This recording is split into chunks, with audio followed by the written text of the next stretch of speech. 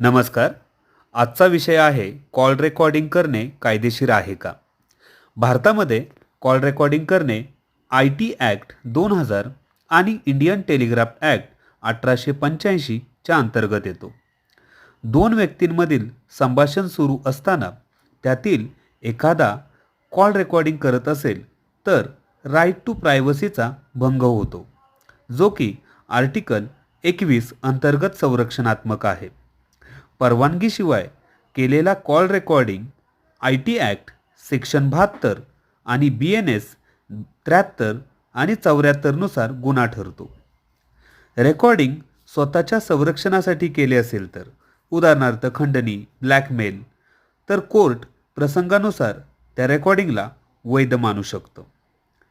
Indian evidence act नुसार त्या रेकॉर्डिंगमध्ये कोणतीही छेडछाड केलेली नसावी आणि रेकॉर्डिंगचे प्रमाणपत्र असणं गरजेचे आहे.